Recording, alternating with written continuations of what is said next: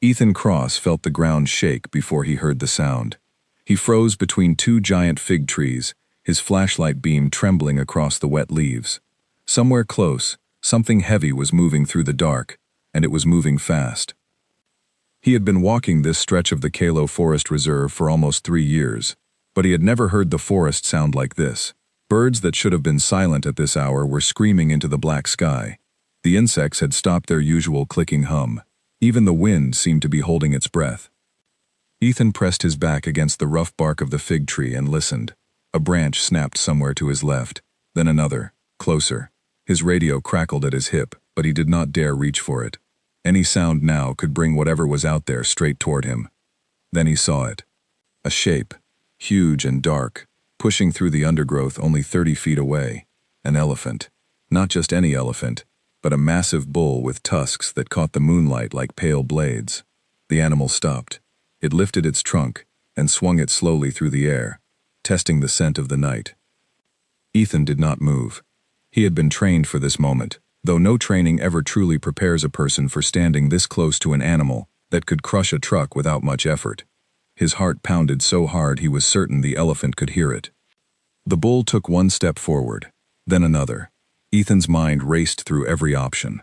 Running was not one of them. Elephants could outrun a grown man without trying. Climbing was not possible either. Not fast enough, not in the dark, not with roots twisting under his boots like snakes. He remembered what Noah Bishop, the senior ranger who had trained him, always said. The forest does not belong to us. We are only guests here, and guests who forget their manners do not get invited back. Ethan slowly lowered himself, making his body smaller, less threatening. He kept his eyes down, avoiding direct contact, and he waited. The elephant's ears flared out, then folded back. For a long moment, nothing happened. The two of them stood there, one massive and ancient, one small and afraid, separated only by a few feet of dark jungle air. Then, just as quietly as it had appeared, the elephant turned and disappeared into the trees, leaving Ethan alone, with his racing heart, and a question that would follow him for the rest of the night. What exactly had chased that elephant so close to the ranger path? Elephants did not usually come this near to the human trails unless something had frightened them badly. He waited until his legs stopped shaking before he moved again. His radio buzzed softly, and this time he answered it. Grace Bennett's voice came through, tight and urgent. Ethan, where are you? We have a situation at the North Ridge. Get here now.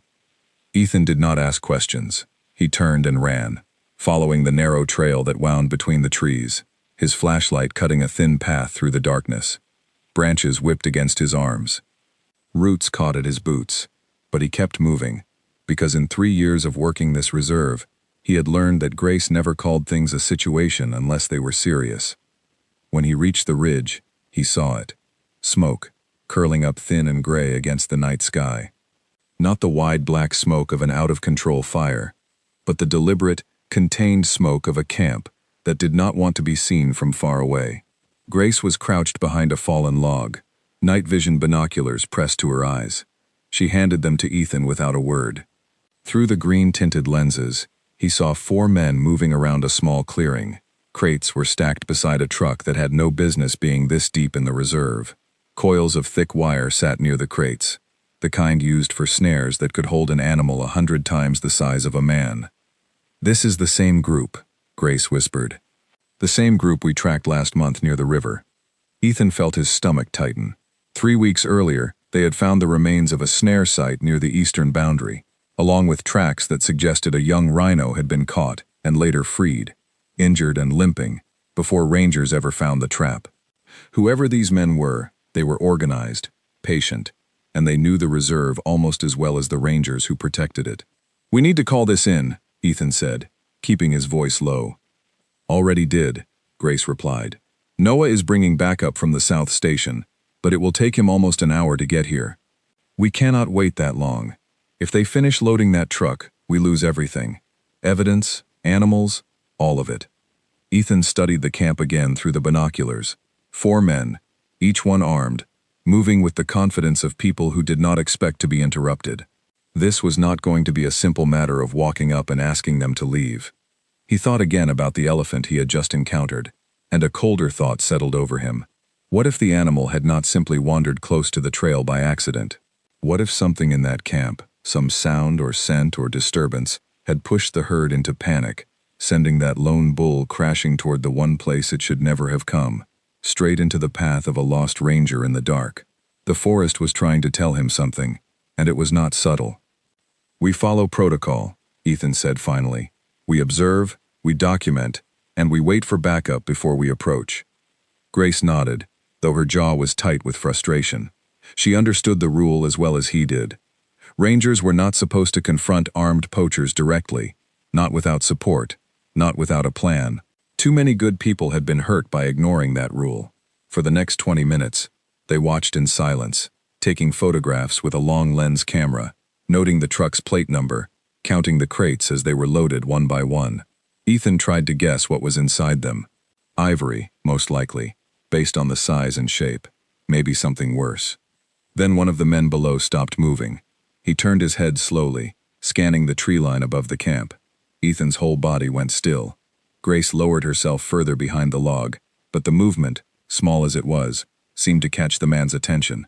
He said something to the others, low and sharp. Two of the men reached for rifles leaning against the truck. "We need to move," Grace breathed. "Now." Ethan's mind flashed through every path he knew, every trail, every shortcut through the reserve that he had memorized over 3 years of patrols.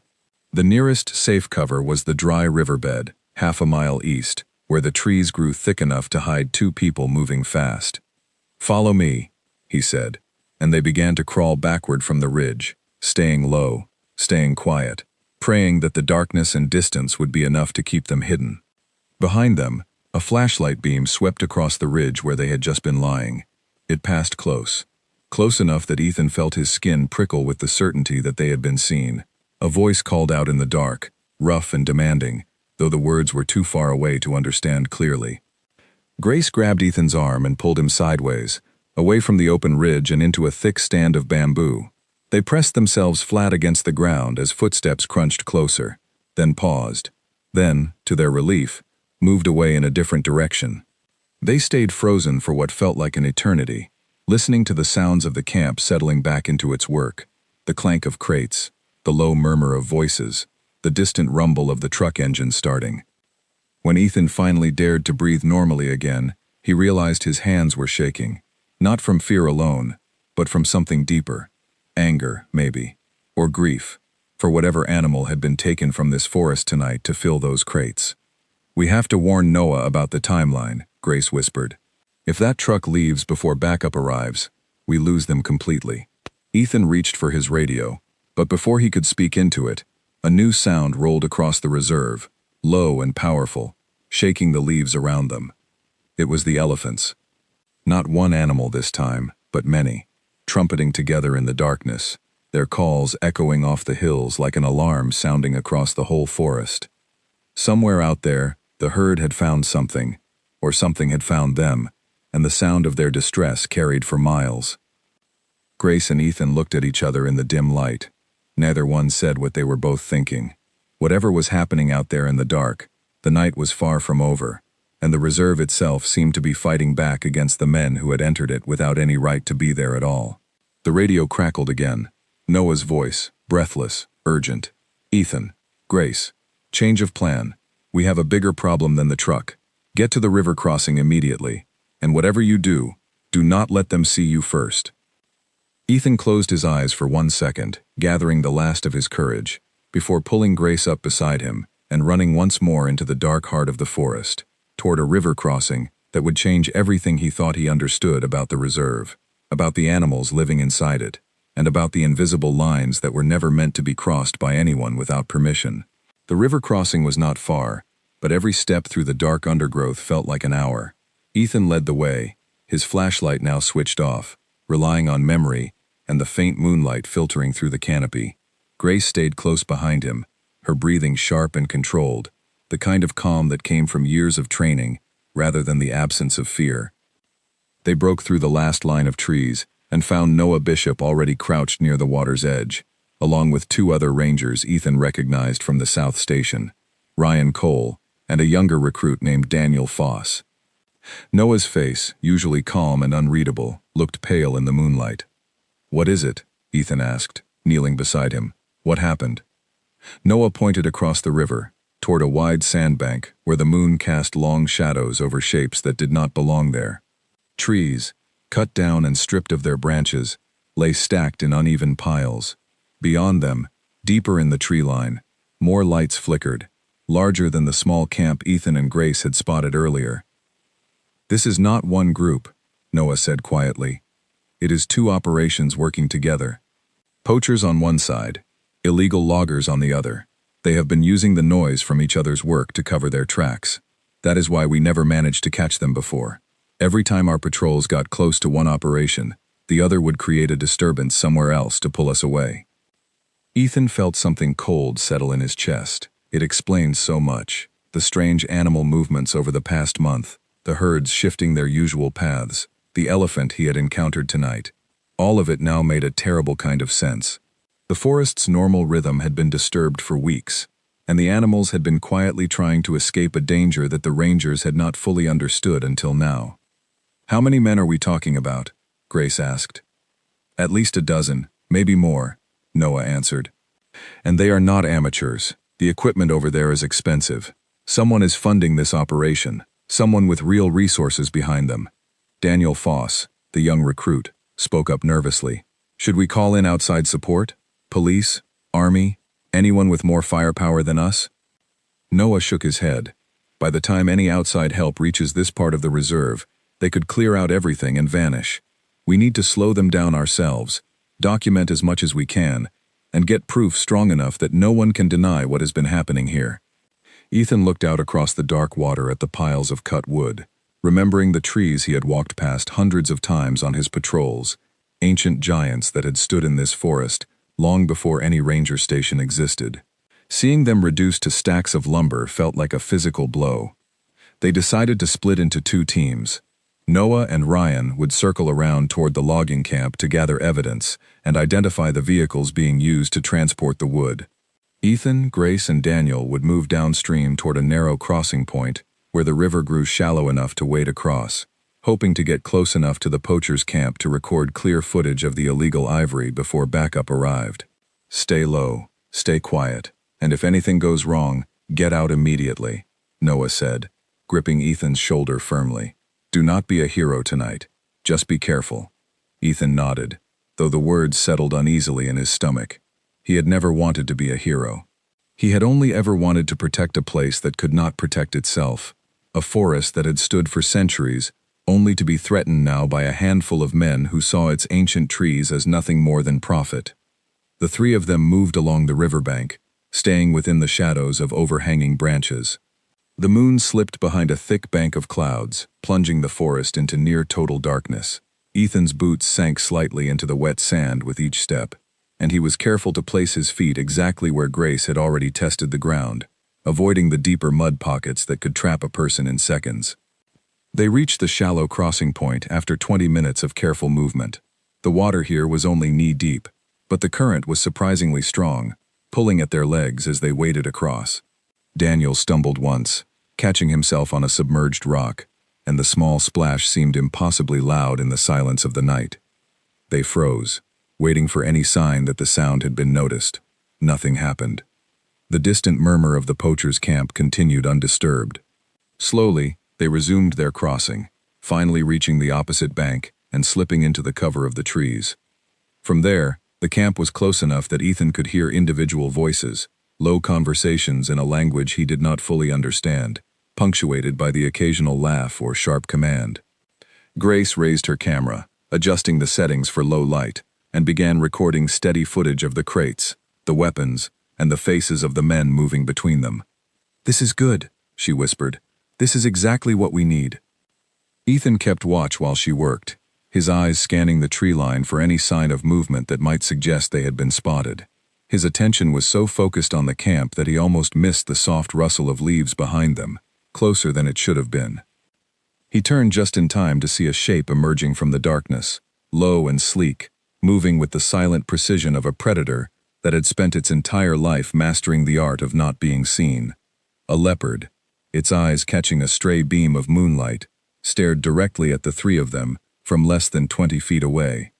Daniel let out a sharp gasp before he could stop himself. The sound was small, but in the tense silence of the night, it carried further than any of them wanted. The leopard's ears flicked toward the noise. For a long, terrifying moment, nobody moved. Ethan's mind raced through everything he had ever learned about leopard behavior. They rarely attacked humans without strong provocation, but a startled animal, especially one that might have already been agitated by the disturbances plaguing the reserve tonight, could react unpredictably. "Do not run," Ethan whispered, barely audible. "Do not look it directly in the eyes. Back away slowly." The three of them began inching backward, one careful step at a time, keeping their movements smooth and unhurried. The leopard watched them with an intensity that made Ethan's skin crawl, its tail flicking once, twice, a sign of building tension that he recognized from years of studying animal behavior in this very reserve. Then, from the direction of the poachers' camp, a sudden burst of light and noise erupted. A generator roared to life, floodlights snapping on and washing the clearing in harsh white brightness. Voices shouted, panicked and confused. The leopard reacted instantly, bolting away into the darkness, startled by the sudden chaos. Ethan, Grace, and Daniel dropped low, using the moment of confusion to retreat further into the cover of the trees, their hearts pounding from two close encounters within the span of a few terrifying minutes. "What happened?" Daniel whispered once they had put enough distance between themselves and the camp. Ethan risked a glance back through the branches. Across the clearing, he could see men moving urgently, some climbing into the truck, others scrambling to grab equipment. In the middle of the chaos, he spotted the source of the disturbance. Noah and Ryan, on the far side of the camp, had apparently been discovered while gathering evidence near the logging operation, and the resulting confrontation had triggered alarms that connected both criminal groups together. "We need to help them," Grace said, already moving toward the sound of shouting. Ethan grabbed her arm. "Wait, if we rush in now, we lose the element of surprise, and we put everyone in more danger. We need a plan." But even as he said the words, another sound reached them, one that made every hair on his body stand on end. A single gunshot, sharp and unmistakable, echoing across the reserve, followed immediately by a chorus of frightened animal calls erupting from every direction, as though the entire forest itself had flinched at the sound. Grace's face went pale in the dim light. That came from where Noah and Ryan went. Ethan felt his careful plans crumble in an instant. There was no more time for caution, no more time for careful documentation and patient waiting. His friends were in danger, and somewhere out there in the chaos of the night, the delicate balance between the humans who had come uninvited and the wild world they were trampling through had finally, violently, broken apart. "We go now," he said, and the three of them broke into a run, crashing through the undergrowth toward the sound of the gunshot, toward whatever danger awaited them, and toward a night that had only just begun to reveal how much was truly at stake within the borders of the Kalo Forest Reserve. Behind them, the floodlights of the poachers' camp swept wildly across the trees, searching, and somewhere in the darkness ahead, Noah Bishop's voice rose in a desperate shout that cut through the chaos of the forest, calling out words that Ethan would never forget for the rest of his life. "Get back. Everyone get back. It is coming this way." Ethan burst through the tree line just in time to see the ground itself seem to come alive. The elephant herd, the same herd that had been shifting uneasily through the reserve all night, was no longer moving with caution. They were running, dozens of them, their massive bodies crashing through the undergrowth in a wave of raw panic, heading directly toward the clearing, where Noah and Ryan stood frozen between two impossible dangers. Behind the stampeding herd, one of the poachers stood with his rifle still raised, the barrel smoking from the shot that had startled the animals into their desperate flight.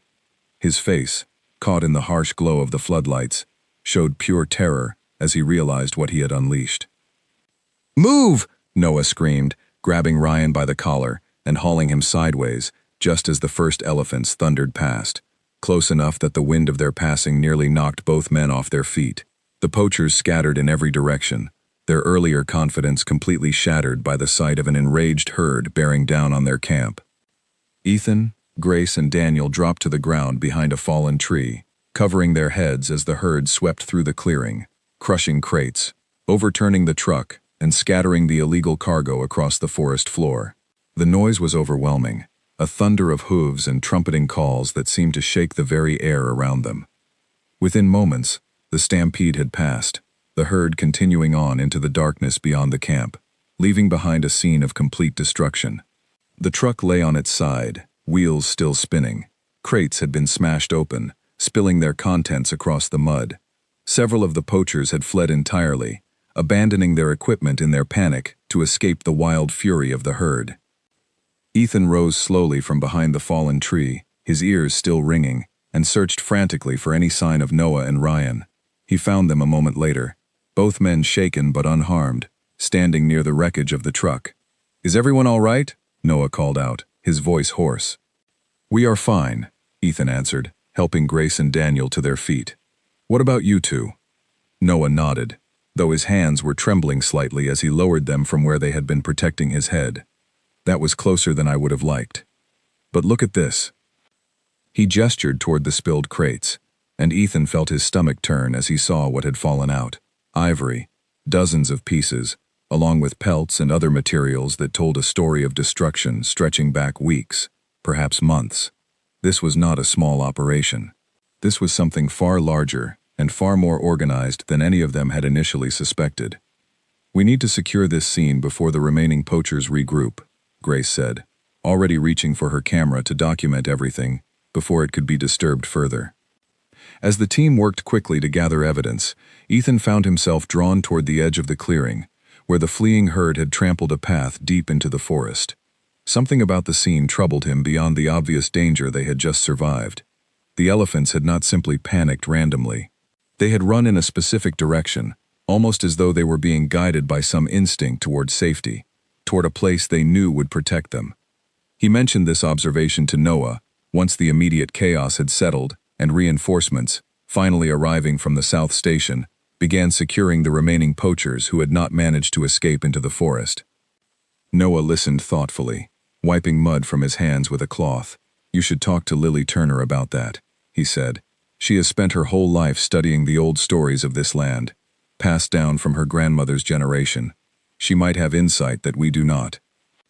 The following morning, after a long night of arrests, evidence collection, and careful treatment of a handful of animals injured during the chaos, Ethan found himself sitting across from Lily Turner in the small research station at the edge of the reserve. She was younger than he had expected, perhaps in her early 30s, with sharp eyes that seemed to carry the weight of knowledge far older than her years. "Noah tells me you experienced something unusual last night," she said, pouring 2 cups of tea and sliding one across the table toward him. Ethan explained everything: the elephant encounter on the trail, the strange behavior of the herd throughout the evening, and finally the stampede that had both endangered and ultimately saved his friends from the poachers. Lily listened without interrupting, nodding occasionally as though confirming pieces of a puzzle she had already begun assembling in her mind. "My grandmother used to tell a story about this forest," she said once he had finished. "She called it the story of the first boundary. According to the old stories, every creature in this forest understands an invisible line, a boundary that separates their territory from the territory of others. Animals rarely cross into spaces that do not belong to them without a reason. A predator does not wander into another predator's hunting ground without expecting conflict. A herd does not graze in a valley claimed by another herd without testing the waters first, watching, waiting, showing respect for boundaries they cannot see but somehow always sense." "And humans?" Ethan asked quietly. Lily's expression grew distant, thoughtful. "Humans forgot that lesson long ago," she said. "We walk into forests, oceans, mountains, wherever we please, assuming that our presence is automatically welcome. We take without asking, build without considering what already exists in that space, and we call it progress. But the forest remembers what it means to be entered without permission, even if we have forgotten how to ask." Ethan thought about the elephant standing before him on the trail, cautious and watchful, choosing not to charge despite having every advantage. He thought about the leopard that had faded silently back into the shadows rather than attacking 3 intruders who had wandered far too close to its territory. He thought about the herd that had somehow known exactly where to run, trampling through a camp built by men who had taken far more than they were ever entitled to. Is that why the herd ran toward the camp specifically? He asked. Not away from danger, but toward it? Lily considered this for a long moment before answering. Perhaps the herd recognized, in whatever way animals understand these things, that the true danger was not simply present in that clearing, but had been growing there for weeks, poisoning the balance of this place. Sometimes, when a boundary has been violated badly enough, the natural world does not simply retreat, it responds. The conversation stayed with Ethan throughout the following days, as the investigation into the poaching and logging operation expanded.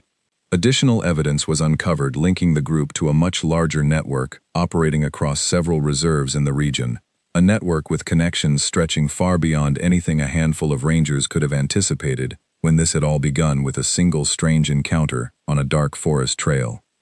3 days after the incident at the river crossing, Ethan, Grace, and Daniel were assigned to accompany a small team of investigators deeper into the reserve, toward a remote section near the northern mountains, where satellite imagery had revealed additional signs of illegal activity.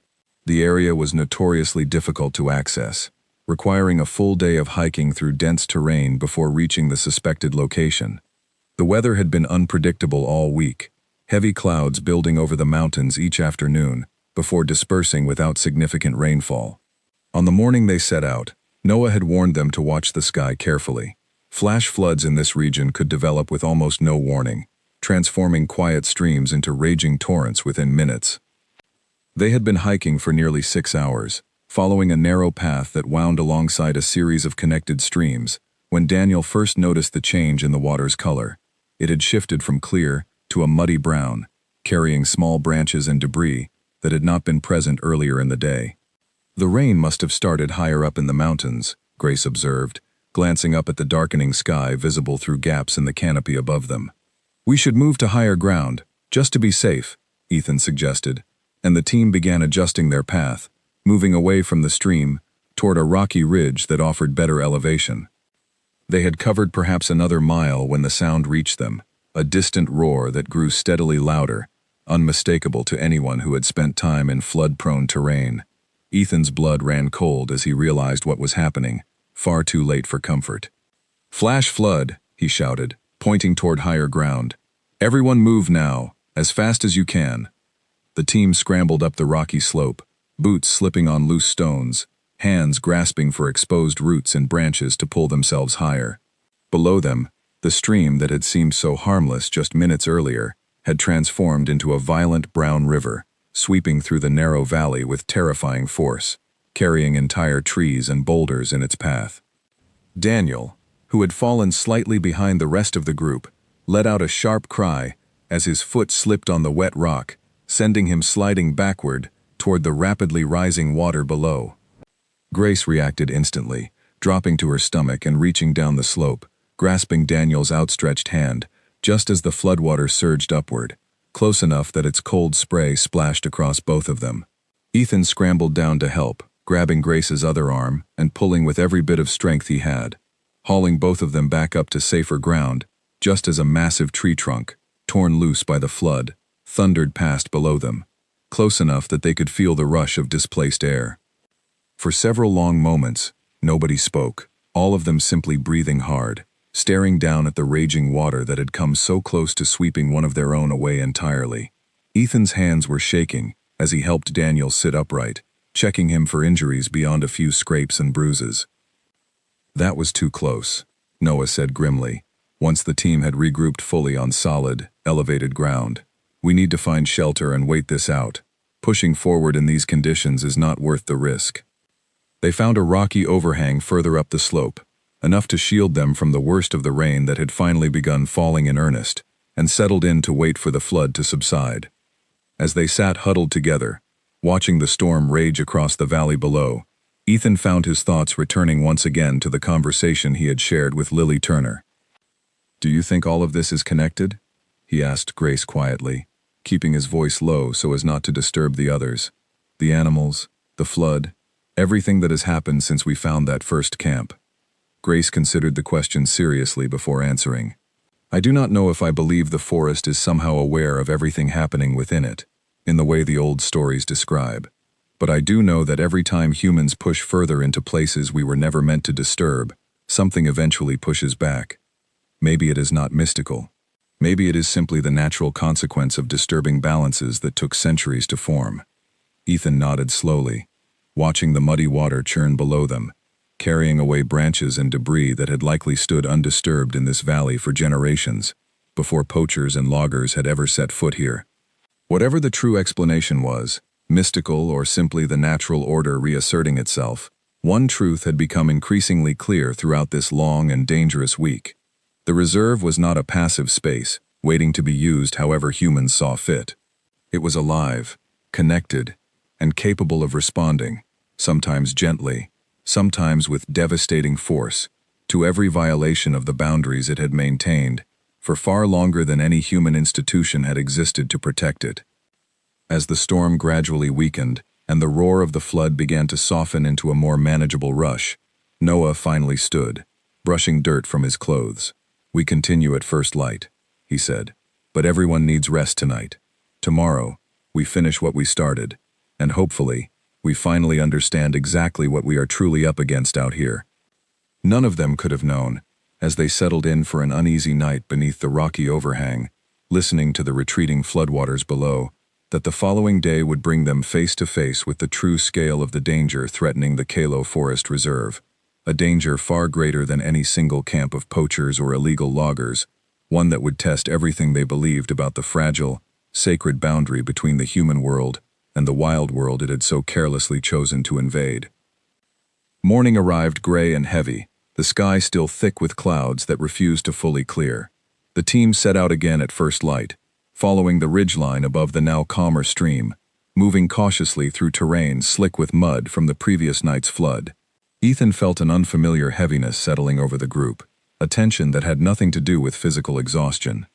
They reached the coordinates from the satellite imagery by mid-morning, and what they found stopped every one of them in their tracks. The northern section of the reserve, an area that should have contained dense, untouched forest, had been carved open into a wide clearing, stretching further than Ethan could have imagined. Heavy machinery sat parked in rows. Storage containers lined the edges of the clearing. This was not a small camp hidden among the trees. This was an industrial operation, built with the confidence of people who believed they would never be discovered this deep within protected land. "This is much bigger than we thought," Grace whispered, lowering herself behind a ridge of exposed rock that offered a clear view down into the clearing. Noah raised a pair of binoculars, scanning the operation slowly. "I count at least 20 people down there," he said. "Armed guards near the equipment. This is not just poaching or illegal logging anymore. Someone has built an entire base of operations inside this reserve." Daniel, still favoring the leg he had scraped during the flood the day before, shifted uncomfortably beside them. "What do we do? We cannot take on an operation this size with 6 people." Noah lowered the binoculars, his expression grim. "We document everything, exactly as we planned, and we get this information to the regional authorities as quickly as possible. This is beyond what rangers alone can handle. We need real intervention." For the next hour, the team worked methodically, photographing vehicles, equipment, and as many faces as they could capture from their concealed position on the ridge. Ethan felt a strange mixture of relief and dread as the evidence accumulated. Relief, because finally they had proof substantial enough to force a real response from the authorities. Dread, because the sheer scale of what they were documenting made clear just how deeply this threat had already rooted itself into the reserve's most protected regions. It was Daniel who first noticed the change in the camp below. "Something is happening," he whispered urgently, pointing toward the center of the clearing where several guards had suddenly gathered, all looking upward toward the ridge where the team lay hidden. Ethan's stomach dropped. "Did they see us?" Before anyone could answer, a shout rose from the camp below, followed by the unmistakable sound of an engine roaring to life. Grace swore under her breath as she scanned the terrain, searching for their fastest route back toward the tree line. "They know we are here," Noah said, his voice tight with controlled urgency. "Everyone move, now, back toward the ridge trail.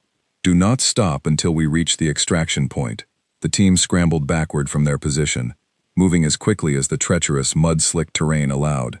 Behind them, Ethan could hear vehicles starting, voices shouting commands, the unmistakable sounds of an operation mobilizing to hunt down whoever had been watching them. They had covered perhaps half a mile when the first shots rang out. Distant, but unmistakable, cutting through the humid morning air. Nobody was hit. The shots clearly meant more to intimidate than to actually strike anyone at this range, but the message was unmistakably clear. This was no longer a matter of quiet observation. They had been discovered, and the people running this operation had no intention of letting witnesses simply walk away. "Split up," Noah commanded, as they reached a fork in the trail. "It will make us harder to track. Ethan, Grace, head east toward the river crossing. Daniel, you are with me. We will circle south toward the ranger station. Everyone stay in radio contact, and whatever happens, do not stop moving until you reach safety." Ethan wanted to argue, wanted to insist they stay together, but he understood the logic even as every instinct screamed against separating from the rest of the team in such a dangerous moment. He grabbed Grace's hand, and together they broke away from the others, cutting east through the dense undergrowth, while Noah and Daniel disappeared southward into the trees. The next 20 minutes passed in a blur of exhausting, desperate movement, branches tearing at their clothes, mud sucking at their boots, the distant sounds of pursuit never quite fading despite their best efforts to lose their trail. Ethan's lungs burned with every breath, but he did not dare slow down, not with Grace's life depending on the same speed and stamina that his own survival required. They finally reached the river crossing, the same shallow point they had used days earlier during the confrontation with the poachers, though the water now ran higher and faster following the flood. Grace hesitated at the edge, eyeing the swift current with obvious concern.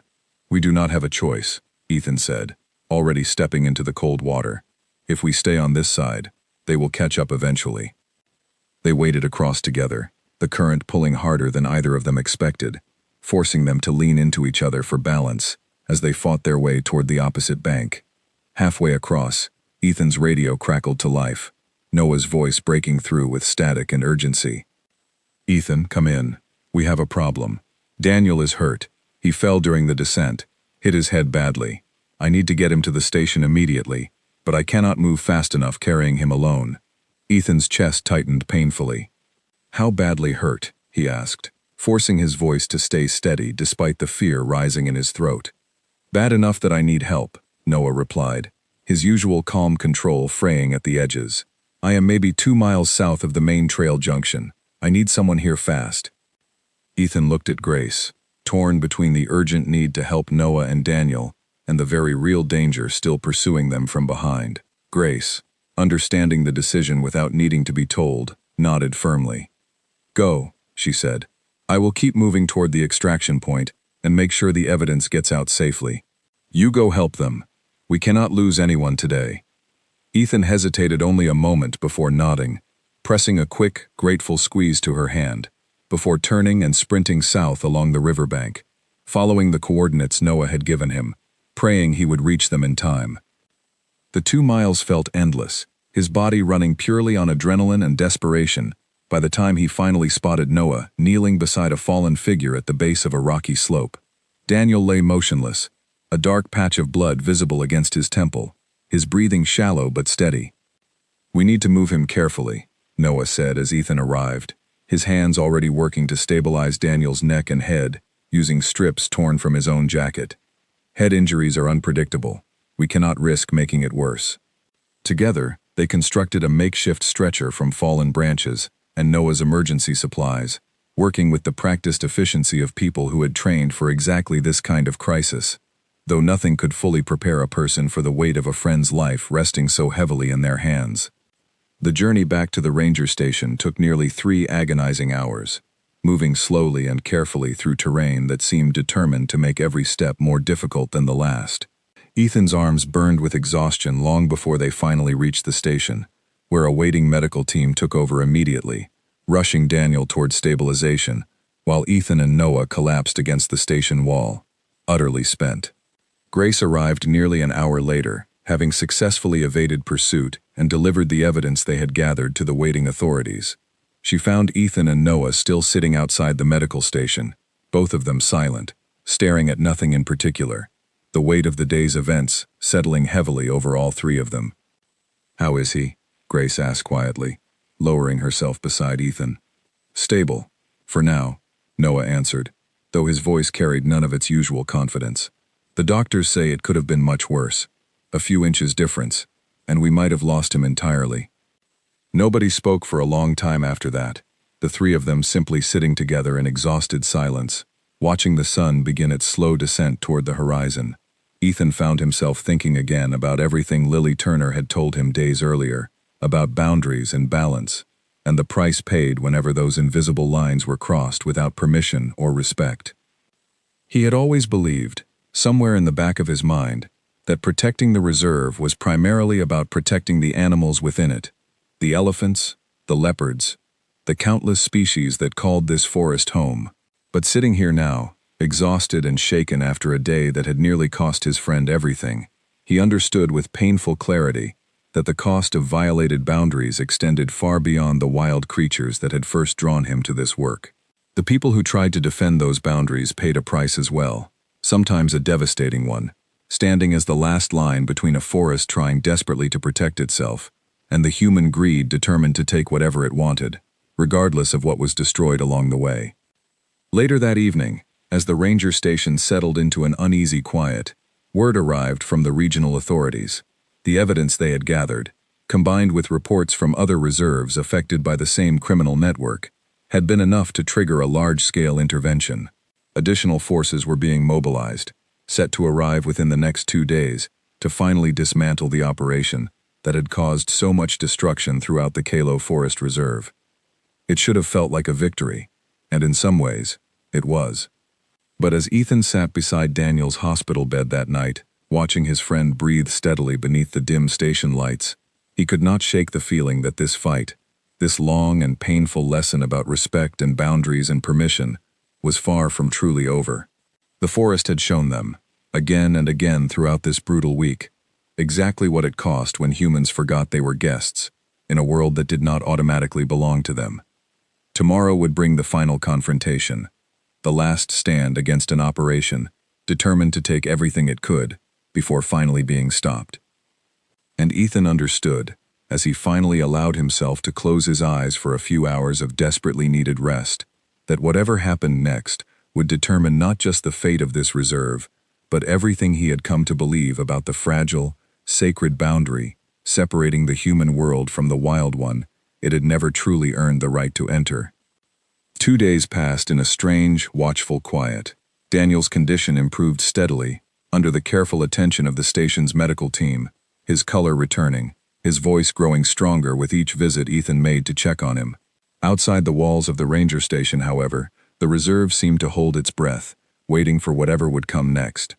On the morning of the 3rd day, the sound of approaching helicopters broke the stillness, growing louder until 3 aircraft appeared above the tree line, descending toward a clearing near the station. Noah stood outside to greet the arriving forces, a combined team of regional police, wildlife protection agents, and military support, assembled specifically to dismantle the operation that had been discovered in the northern section of the reserve. Ethan watched from the station steps as dozens of personnel unloaded equipment, weapons, and supplies, preparing for what promised to be a decisive operation. Grace stood beside him, her arms crossed, her expression a mixture of relief and lingering tension.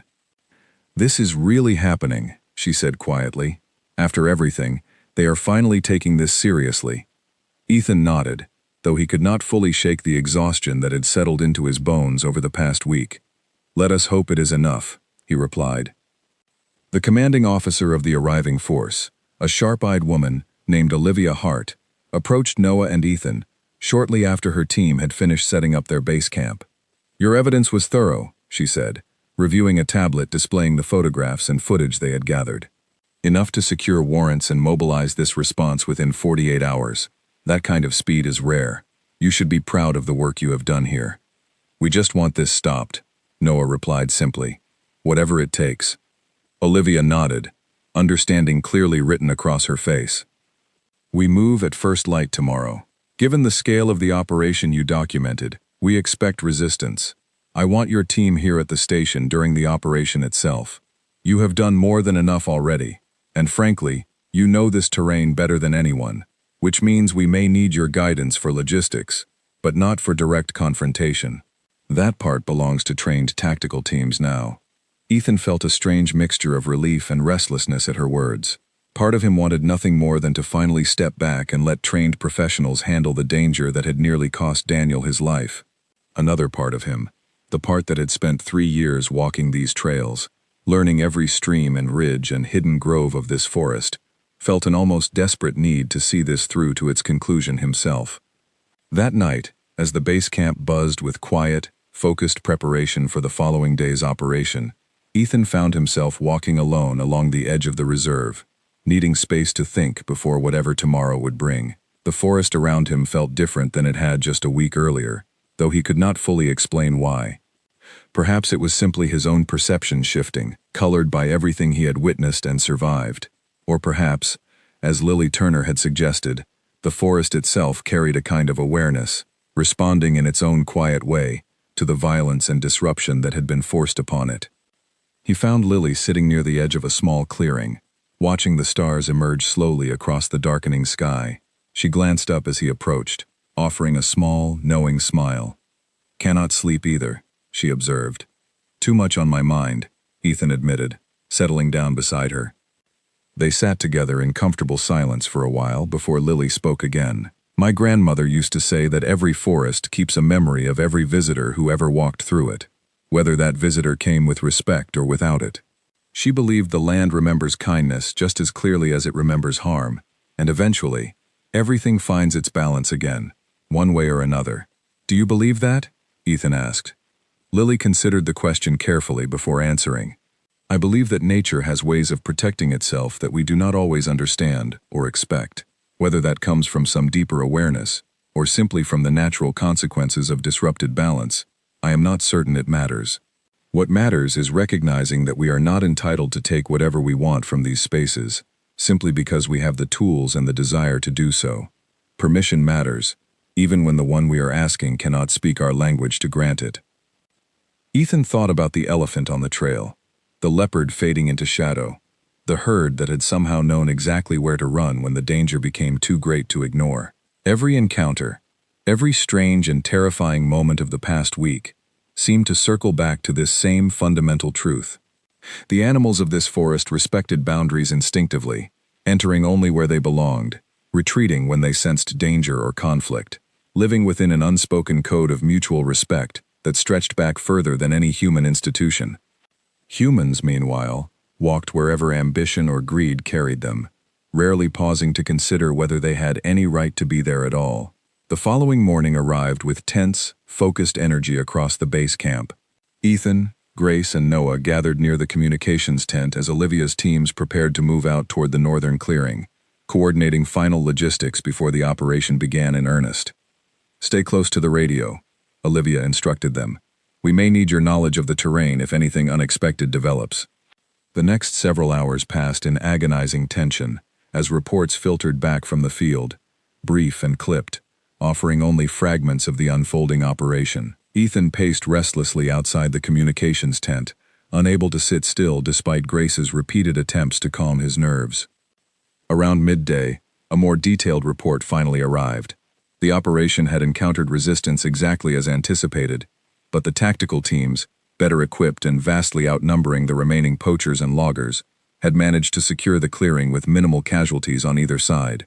Several key figures within the criminal network had been apprehended, along with extensive documentation revealing the full scope of their operations across multiple reserves in the region. "It is over," Noah said quietly, lowering his radio after receiving the final confirmation from Olivia's team. They got them, all of them. The relief that swept through the base camp was palpable, exhausted rangers and support staff finally allowing themselves to relax after days of relentless tension and danger. Ethan felt his own shoulders sag with the release of a weight he had been carrying since that first strange encounter with the elephant on the dark forest trail, nearly a week earlier.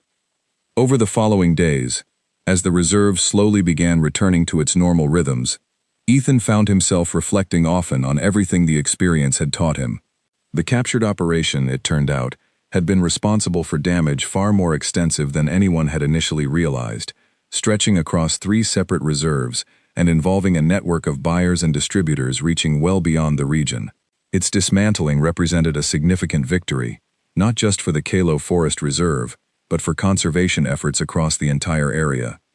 Daniel recovered fully within 2 weeks, returning to light duty at the station, with a newfound appreciation for caution that his colleagues gently teased him about, though the affection behind the teasing was unmistakable. Grace and Ethan grew closer through the shared experience, bonded by the kind of trust that only forms between people who have faced genuine danger together and emerged intact on the other side. Noah, ever the quiet mentor, seemed satisfied simply to see his team safe and the reserve protected, though Ethan noticed a subtle shift in how he spoke about their work in the weeks that followed, a deeper reverence entering his voice whenever he discussed the forest and its inhabitants. Lily Turner remained a frequent visitor to the ranger station, and over time, Ethan found himself seeking her perspective more and more often, fascinated by the depth of knowledge she carried about the reserve's history and the traditions of respect that had once governed how people interacted with this land.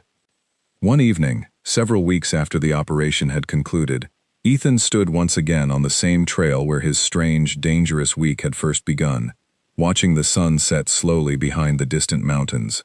The forest around him felt calm now, its usual peaceful rhythm restored, birds calling softly in the canopy above, insects humming their familiar evening chorus. Grace found him there, settling quietly beside him as they watched the light fade across the treetops. "Thinking about that first night?" she asked, seeming to read his thoughts without needing to be told. Ethan nodded. "I keep thinking about that elephant, standing there on the trail, close enough to end everything in a single moment, and choosing not to.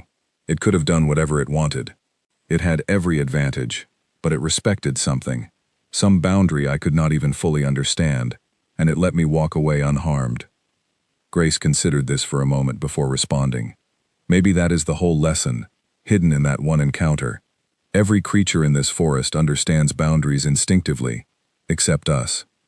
We are the only ones who walk into spaces assuming we belong there automatically, without ever stopping to ask whether we have earned that right." Ethan thought about the title Lily had once mentioned, drawn from one of her grandmother's old stories, a phrase that had stayed with him ever since he first heard it. Why humans are the only species allowed to enter without permission. At the time, it had sounded almost like an accusation, a criticism of human arrogance and entitlement toward the natural world. Now, standing here after everything he had witnessed and survived, he understood it differently. It was not truly a statement of permission granted.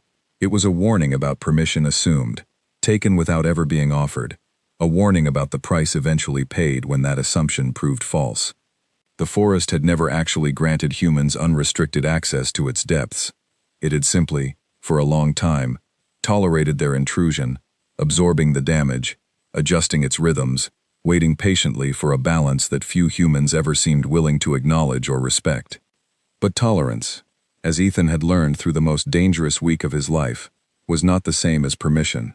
And when that tolerance finally reached its limit, when the boundaries were pushed too far, without any consideration for what was being violated, the consequences could be swift, severe, and impossible to ignore. As the last light faded from the sky above the Kalo Forest Reserve, Ethan made a quiet promise to himself, one he intended to carry with him for the rest of his career protecting this land.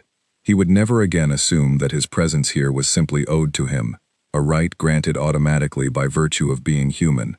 Every step he took through this forest from now on would be taken with the same quiet respect that the elephant had shown him that first terrifying night, an unspoken acknowledgement that he was, and always would be, a guest within a world far older and wiser than any single human life could ever fully comprehend. Beside him, Grace reached out and took his hand, and together they stood in comfortable silence, watching the stars begin to emerge over the dark silhouette of the trees, two small figures standing at the edge of a vast, ancient world that had taught them, through fear and danger and hard-won wisdom, exactly what it truly meant to ask before entering, and exactly what was lost whenever that simple, essential courtesy was forgotten.